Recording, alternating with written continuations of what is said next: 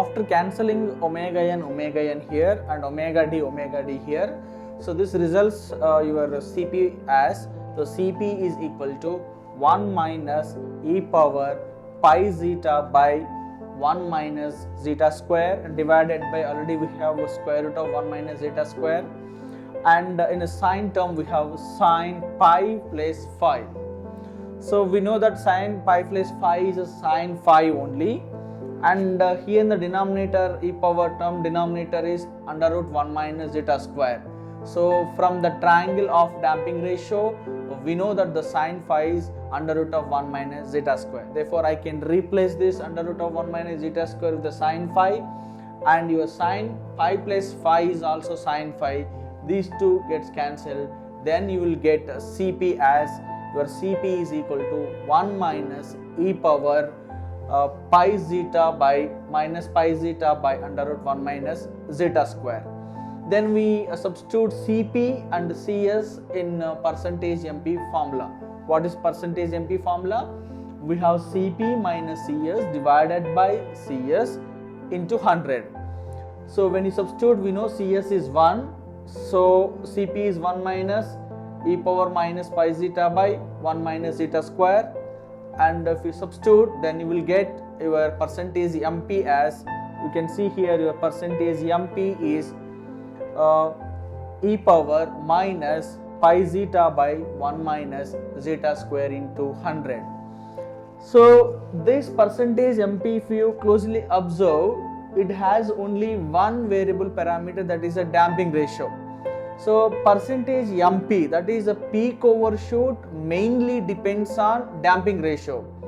So whatever may be the frequency of oscillation, so omega d or omega n can be anything, but whether you have underdamped type of response or overdamped type of response, so all these things decided by zeta only, and that zeta will influence what will be the peak overshoot.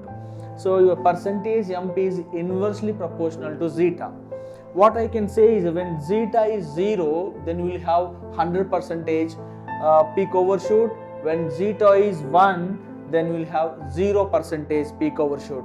We can also take some in between values. We can say that when zeta is 0.5, percentage MP becomes 16%, and zeta is 0.4, the percentage MP it becomes 25%. So this is your peak overshoot. Now we finally we say what is a peak overshoot. The peak overshoot is percentage MP is e power minus pi zeta by 1 minus zeta square into 100%.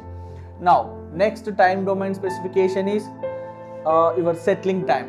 What is settling time?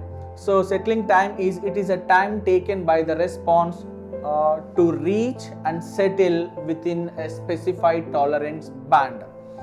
Now usually we take the band as a 2% or 5%. So in entire time response, we know your e power term is responsible for a decaying of oscillations.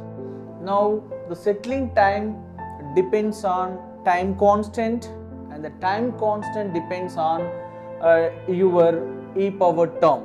So in e power we have zeta omega n, which is also called damping factor. So time constant is 1 over the damping factor. So your T is 1 by zeta omega n. So for a second order system, I can assume or I can define the time constant like this: T is equal to 1 minus zeta omega n. Now how to get the expression for settling time for 2% as well as the 5%. Now let us take the 2%. So I said e power term is responsible, therefore I am taking the same e power term here, e power minus zeta omega n t. In place of t we write is Ts is equal to, what will be the percentage? Let us say 2%, therefore 2 by 100. Then if you apply natural logarithm here, then it results in your Ts is equal to 4 by zeta omega n. So 4 by zeta omega n, we can write it as 4t. So to reach the response and settle within the 2% settling band, then how much time it takes settling time? Your Ts is equal to 4 by zeta omega n. Similarly, For 5% also we can define. So when you define for 5%, e power minus zeta omega and Tp is equal to 5 by 100, and if you apply natural logarithm, then you will get Ts expression as you have 3 by zeta omega n. So 3 by zeta omega n can be written as a 3t. So Ts is 4t for 2%, 3t for your 5%. What will be the 2%? So we know the steady state value is 1.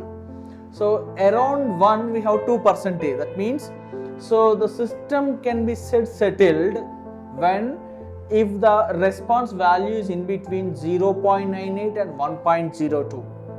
Similarly, if the response is between 0.95 and 1.05, it is your 5% settling band. So we say the system is settled. So we can look at this 0.95 and 0.98. These two are similar in your first order step response.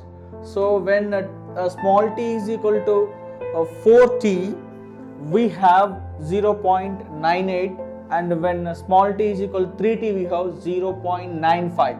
Therefore, in first order also we have settling time, in second order also we have settling time.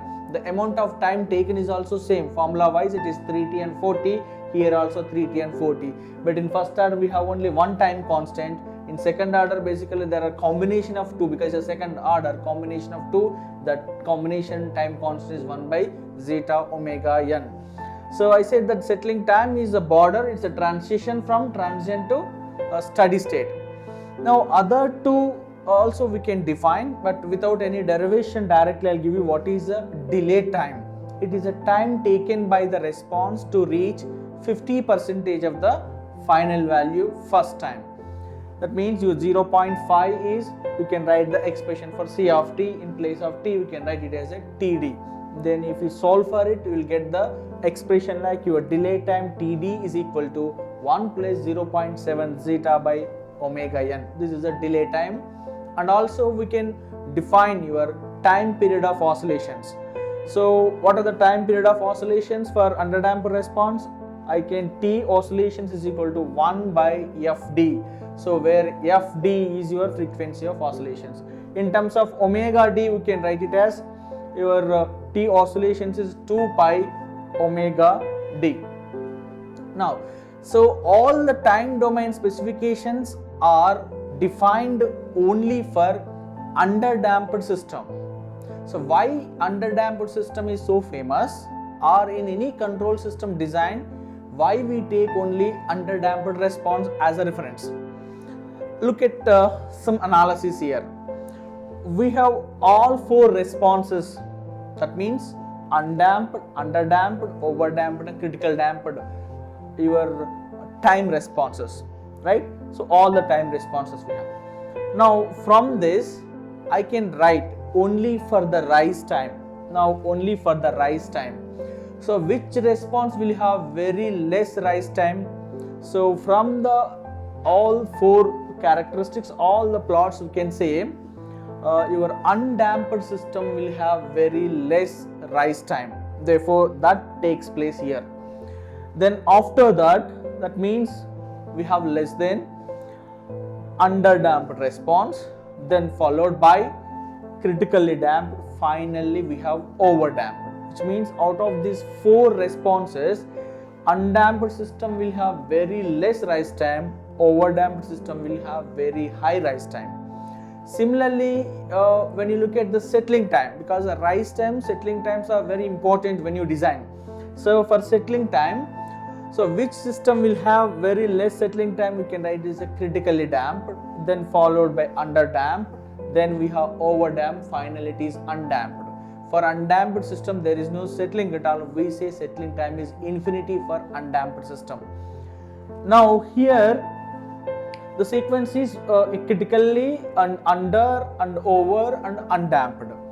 So when you look at these two, there are two important which can be preferred. The first one is critically damped and underdamped. Here also critically damped and underdamped. Overdamped we don't prefer at all. So it has more rise time and more settling time. Similarly, undamped also we don't prefer because doesn't have any settling time, we have continuous oscillations. So out of these two, your underdamped system will have moderate rise time and moderate settling time. Because of the moderate rise time, moderate settling time, almost all control system design, we prefer underdamped nature response with the optimum value of a damping ratio is around 0.7.